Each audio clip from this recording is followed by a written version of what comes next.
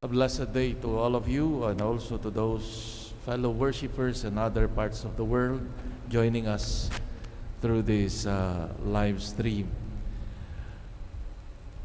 I found a beautiful and quote from a famous spiritual writer by the name of Thomas Merton, which I think would help us enter into the meaning of the readings today.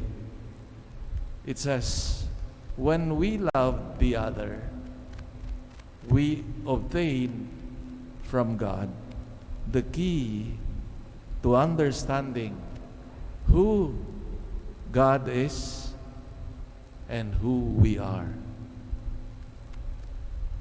Kapag daw nagmamahal ang tao sa iba, matatanggap nito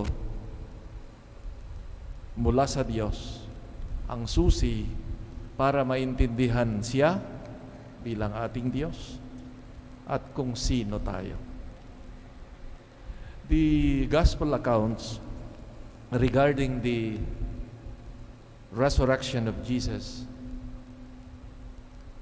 and especially the different personalities related to this event, like his closest collaborators, his disciples. These friends of his, close associate, do not seem to have an idea and much less an expectation that Jesus, whom they believe as Lord,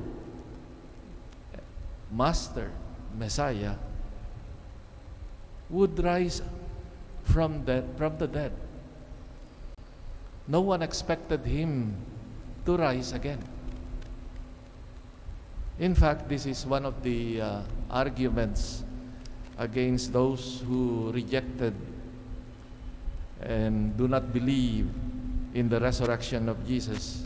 The objection is this: the idea of the resurrection, according to these objectors, was a product of an ardent desire, intense desire of these friends, fanatics of him, that their leader must continue. So they invented stories about Jesus, that he was alive after his death. And the answer of to this by the church and many theologians would say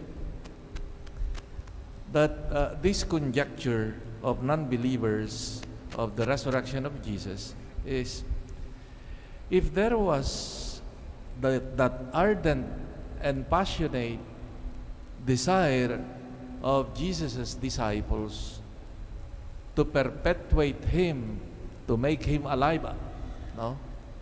Even if he was dead.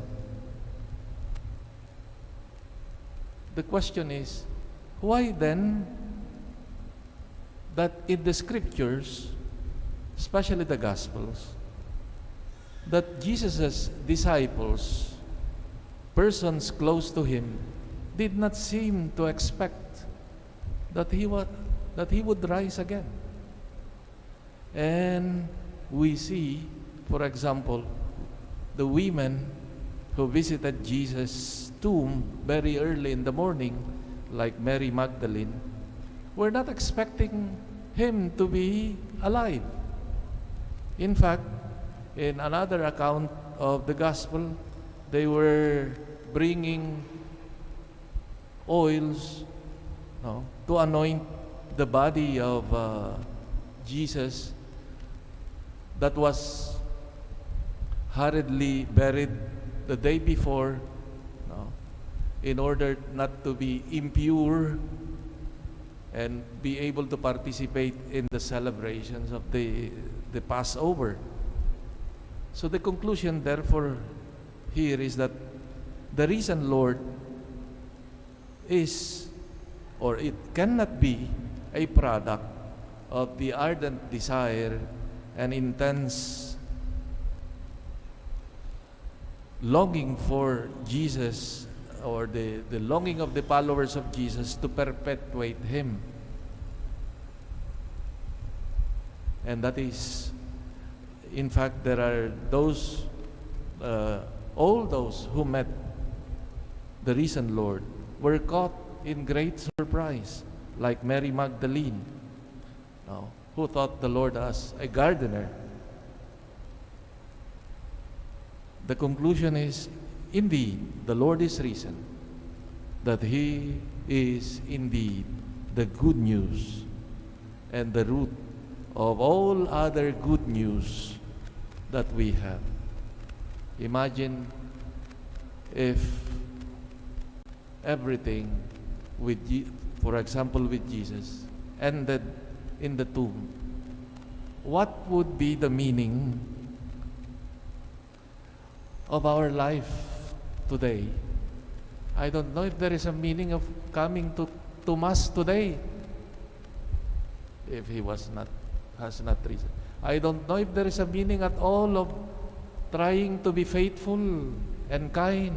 Siguro, gugulangan mo na lang para pare-pareho lang naman tayo sa mga aso at pusa na ililibing period. I don't know if there is a meaning of what? Love, of service, of forgetting oneself, of sacrifice. Manggugulang ka na lang para enjoy life. No. But because of this good news that we have now, a new story to tell. Humanity has a new beginning, has a new start. Jesus, with His resurrection, has shown us that there is life that is meaningful in following Him. So, whatever He has taught, Jesus, now had been validated with His resurrection. Now there is meaning to sacrifice. There is meaning to forgetting oneself. There is meaning to life because Jesus has risen and overcome the final enemy of life, and that is sin and death. Dear friends, as we celebrate Easter, as I've said, I think before such a gift of life, of light and life, is a heart that should recognize and contemplate the goodness of God. Let this, as I've said, be a thanksgiving to God for giving us a new beginning, a new start for the world with His resurrection. In fact, in the early church, they called the resurrection as the new creation, or God's recreating the world and humanity. What can we learn from this resurrection of Jesus? I think, as I've said, it provides us with a new perspective, optic with which we see the reality of our life. First, I think, with the resurrection of Jesus, it relativizes our views and values of what is truly important. Now, we can validate, as I've said, that what counts are the values that Jesus proposed. For example, our friendship with Him, our close relationship with Christ, our affiliation with Christ is something that we should cultivate and develop. Those who were privileged to see, meet, and to be consoled by the risen Lord were the ones who walked with Him, who tried to learn and get to know Him better and follow Him. These were the ones who recognized also the Lord later on. It validated their following of Jesus. It is also a warning for those who seem to be inebriated by power. The powerful who persecuted Him, those who arrogated for themselves the power to judge, to condemn Him to death. Where did they end? The Gospels do not mention them at all, neither history. Kaya yung sigurong napakahalagang aral din para sa atin, huwag kang masyadong palalo sa kapangyarihan.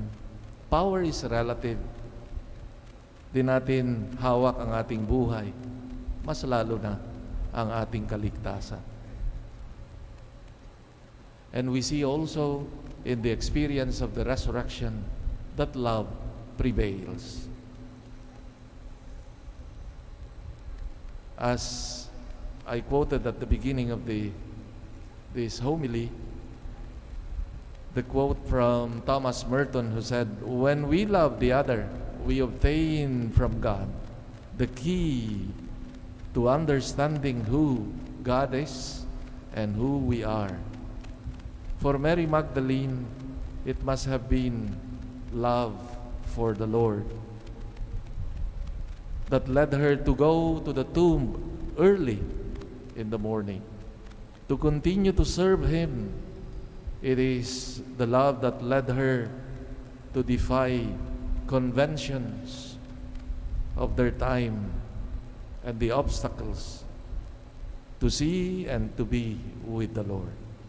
Surely that love for the Lord was rewarded by being constituted as the first witness of the resurrection of the Lord and became the first messenger of the good news. What conquers death is love. Jesus' love for humanity that brought salvation, and it is also the love like that of Mary Magdalene that enables us to understand God, His designs, His ways, and we can better understand who we are, that we have been made partakers of Jesus' victory over sin and death because of His love. Let this season of Easter be this, a season of gratitude, of joy and gratitude, contemplating what God has done for us.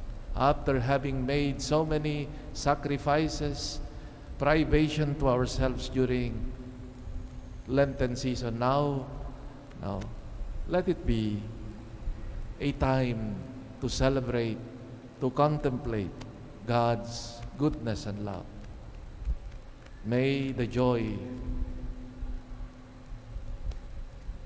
the new beginning that God has afforded us through Jesus Christ be felt, be celebrated